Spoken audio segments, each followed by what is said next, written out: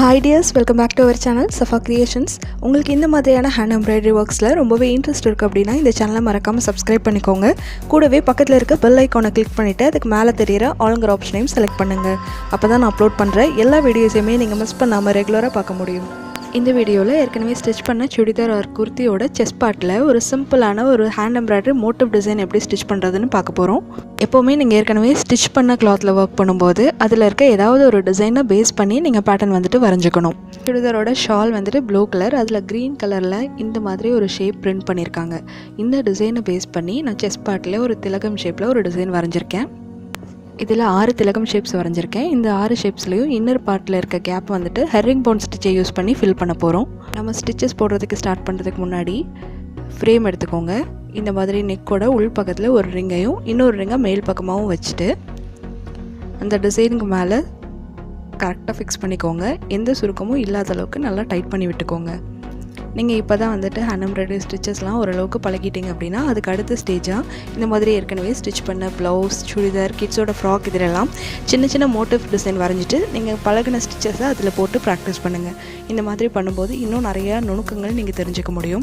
நம்ம லைனில் போடும்போது ஹெரிங் போன் ஸ்டிச் பார்த்திங்கன்னா கொஞ்சம் கேப் விட்டு இன்டூ ஷேப்பில் வர மாதிரி போட்டிருப்போம். இப்போது இந்த டிசைனில் நம்ம ஃபில் பண்ணும்போது எந்த கேப்பும் இல்லாமல் நெருக்கமாக போடணும். அப்போ தான் வந்து அந்த ஃபினிஷிங் அழகாக வரும். ப்ளூ கலர் த்ரெட்டை 6 ஸ்டாண்ட்ஸை நீடல் அப்படியே எடுத்துக்கலாம். அதோட எண்டிங்கில் நாட் போட்டுக்கோங்க. நம்ம வரைஞ்சிருக்க அந்த திலகம் ஷேப்போட கார்னர் ஷேப்பில் நீடல் அடியிலேருந்து மேல் பக்கமாக எடுத்துக்கோங்க. இப்போ இந்த திலகம் ஷேப்போட ரைட் சைடில் நீடலை பின் பண்ணி கிளாத் கொஞ்சமாக நீடில் வர மாதிரி எடுத்து நீடில் வெளிப்பக்கமாக இழுத்துருங்க. இப்போ ஒரு கிராஸ் ஸ்டிச் கிடச்சிருக்கும். இப்போ மறுபடியும் லெஃப்ட் சைடில் நீடலை பின் பண்ணி அதே மாதிரி கொஞ்சமாக கிளாத் எடுத்துகிட்டு நீடில் வெளியில் எடுத்துடணும். ஒவ்வொரு தடவை பின் பண்ணும்போதும் நீடில் வந்துட்டு அதோட ஷார்ப்பான பகுதி நமக்கு ஆப்போசிட் சைடில் இருக்கணும்.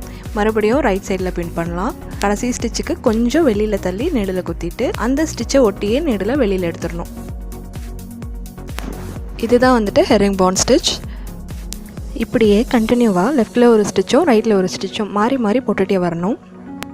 இந்த ஹெரிங்போன் ஸ்டிச்சை நிறைய இடங்களில் நம்ம ஃபில்லிங்க்கு யூஸ் பண்ணலாம். இதுவே ஒரு லோட்டஸோட பெட்டல்ஸில் ஃபில் பண்ணலாம், பீகாக்கோட ஃபெதர், அதுக்கப்புறமா லீஃபில் கூட நம்ம ஃபில் பண்ண முடியும். நீங்கள் இப்போ தான் இந்த சேனலை ஃபர்ஸ்ட் டைம் பார்க்குறீங்க அப்படின்னா உங்களுக்கு ஹேண்ட் எம்ப்ராய்டரியில் ரொம்பவே இன்ட்ரெஸ்ட் இருந்ததுன்னா இந்த வீடியோக்கு மேலே தெரியிற ஐ சிம்பிளை கிளிக் பண்ணுங்கள். அதில் பிகினர்ஸ் எம்ப்ராய்டரி அப்படின்ற என்னோட பிளேலிஸ்ட் ஓப்பன் ஆகும். அதில் செக் பண்ணிங்கன்னா கிளாஸ் 1லேருந்து நான் இது வரைக்கும் அப்லோட் பண்ணியிருக்கேன் எல்லா பிகினர்ஸ்க்கான டுட்டோரியல் வீடியோஸுமே அதில் இருக்குது. அந்த கிளாஸஸை 1 by 1 ப்ராக்டிஸ் பண்ணிட்டு வந்தீங்கன்னா ப்ளவுஸில் ஒர்க் பண்ணும்போது உங்களுக்கு ரொம்பவே ஈஸியாக இருக்கும். ஸோ தேவைப்பட்டதுன்னா நீங்கள் அந்த பிளேலிஸ்ட்டை போய் செக் பண்ணி பாருங்கள். இந்த ஷேப் பார்த்திங்கன்னா மேலே குறுகலாகவும் கீழே வந்துட்டு அகலமாகவும் இருக்கிறனால ஸ்டார்ட் பண்ணும்போது குட்டி குட்டி ஸ்டிச்சஸாக வரும். கீழே வர வர அதோட விட்த் வந்துட்டு அதிகமாகிட்டே வரும். அதனால் கீழே வரும்போது தான் வந்துட்டு கேப் தெரியறதுக்கான சான்சஸ் அதிகம். அதனால் இந்த திலகம் ஷேப்போட பாதிக்கு கீழே வரும்போது நீடலில் பின் பண்ணுவோம் இல்லையா நமக்கு ஆப்போசிட் சைடில், அந்த பின் பண்ணுற அளவை இன்னுமே குறைச்சிட்டே வாங்க. மாதிரி அடியில் எடுத்துகிட்டு போயிட்டு எண்டிங் நோட் போட்டுருங்க. இப்போ இந்த ஷேப் முழுக்க நம்ம ஃபில் பண்ணியாச்சு. இதே மாதிரி மீதி இருக்க 5 திலகம் ஷேப்பையும் நம்ம ஃபில் பண்ணிக்கலாம். இந்த ஷேப்ஸ் நான் ஃப்ரீ ஹேண்டில் தான் வரைஞ்சிருக்கேன். உங்களுக்கு ஒரே மாதிரி ஷேப்ஸ் வரல அப்படின்னா ஏதாவது ஒரு ஷீட் எடுத்துக்கோங்க. அதில் திலகம் ஷேப் வரைஞ்சிட்டு டெம்ப்ளேட் மாதிரி கட் பண்ணிக்கோங்க. அதை கிளாத் மேலே வச்சு வரைஞ்சிங்கன்னா உங்களுக்கு ஒரே ஷேப்ஸில் கிடைக்கும். ஃபஸ்ட்லேயும் லாஸ்ட்லேயும் இருக்க 2 திலகம் ஷேப்ஸ் வந்துட்டு ஸ்மால் சைஸ், செகண்ட் லைனில் இருக்க ஷேப்ஸ் வந்துட்டு மீடியம் சைஸ், தேர்ட் லைனில் இருக்க 2 ஷேப்ஸ் வந்துட்டு கொஞ்சம் பெரிய சைஸ். அதனால் இந்த 3 சைஸஸில் நீங்கள் டெம்ப்ளேட் கட் பண்ணிவிட்டு ட்ரா பண்ணிக்கோங்க.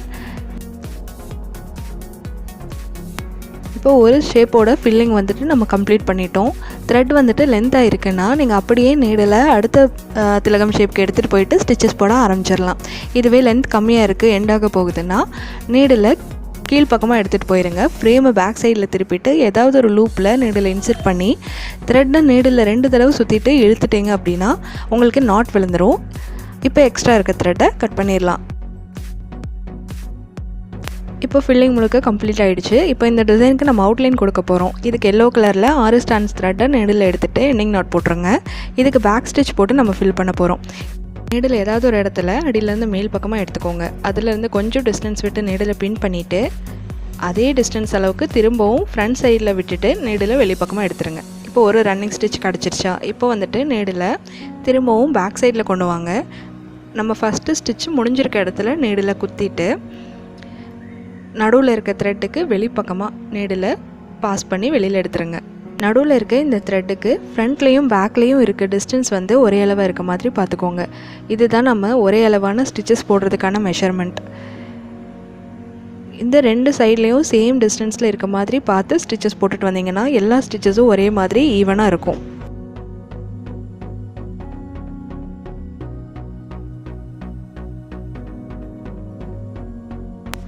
இது ஷார்ப்பான இந்த கார்னர் பகுதி வர்றப்போ கொஞ்சம் கேர்ஃபுல்லாக போடுங்க. அந்த இடத்துல எட்ஜஸ் ஷார்ப்பாக இருந்தால் தான் அந்த டிசைன் வந்து நமக்கு அழகாக கிடைக்கும். அந்த கார்னரில் மட்டும் ஸ்டிச் கொஞ்சம் சின்னதாக போட்டுக்கலாம். அதுக்கப்புறம் எப்பவும் போல் கண்டினியூ பண்ணுங்கள். கீழே ஸ்டிச்சஸ் போடும்போது மேலேருந்து கீழ் பக்கமாக ஸ்டிச்சஸ் போடுற மாதிரி இருக்கும். உங்களுக்கு இது கம்ஃபர்டபுளாக இருந்தால் இப்படியே போட்டுக்கோங்க, இல்லைன்னா ஃப்ரேம் வந்துட்டு திருப்பி வச்சுக்கோங்க.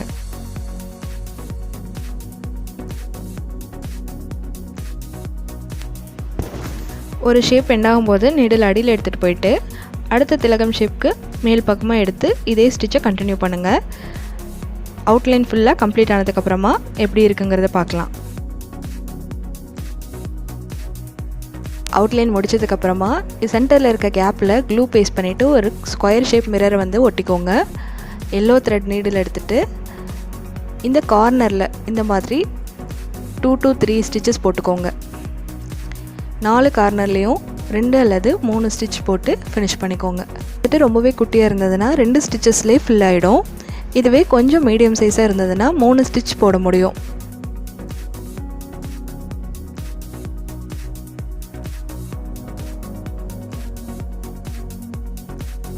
மிரர் ஒட்டும் போது க்ளூ வந்துட்டு ட்ரை ஆனதுக்கப்புறமா ஸ்டிச்சஸ் போடுறதுக்கு ஸ்டார்ட் பண்ணுங்கள். அப்போ தான் வந்துட்டு மிரர் நகராமல் இருக்கும் நம்ம ஸ்டிச் பண்ணும்போது.